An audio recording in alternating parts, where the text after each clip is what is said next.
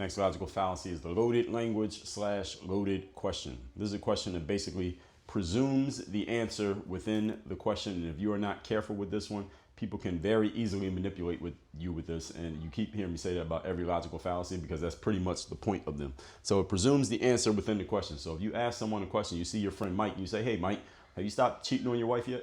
That's a loaded question because no matter how Mike responds to that, if he engages with the question, then he looks guilty. If he says, no, I haven't stopped cheating on my wife, now you just made him look guilty. And if he says, I never cheated on my wife, now he's defensive. So that's why it's a loaded question. Is a very useful tool if you can use it on someone who is unsuspecting of the tool. And the whole point of it is to push a viewpoint on the subject, whether that's the person you're asking or the audience. So if we're having a political debate and I say, hey, did you stop cheating on your wife yet? The whole audience hears that. Now I'm putting that thought in their head, even if you never cheated on your wife and don't know nothing about your wife, you might not even have a wife. The fact that I put that out there is, again, this is a form of pushing my idea onto you. By just saying it, I made you think about it, even if it has no basis in truth whatsoever. And the whole point of it is to manipulate the audience if it is used unchecked. So the question is, what do you do when someone tries to use loaded language or a loaded question on you? First thing you do is point out that it's loaded language or a loaded question.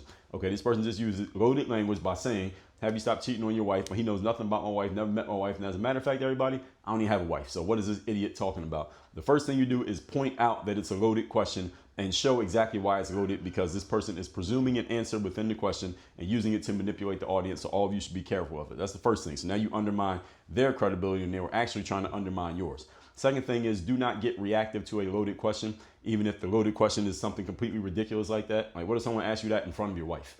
So you can't get reactive, because if you get reactive, then you look defensive. And then some people may think that there is some truth to whatever it is that they said. Next thing you can do is answer the implicit question. So you can say to them, okay, so you're saying something about my relationship with my wife. Why are you even asking that? What do you know about my relationship with my wife? And why are you speaking on something like that when the subject is local taxes and what we're going to do in the government next year with the budget? Why are you even asking this question, which has nothing to do with the subject? So now you're putting the burden of proof back on them to even answer why they're even bringing this thing up in the first place. And then you can reframe the question. You can say something like, well, first of all, I have a great relationship with my wife. She's right there. And if I was doing anything outside of my marriage, she would know about it. And you can ask her, because you can ask her herself. And if you think that I am, then you can ask her, are you going to call my wife a liar in front of the world?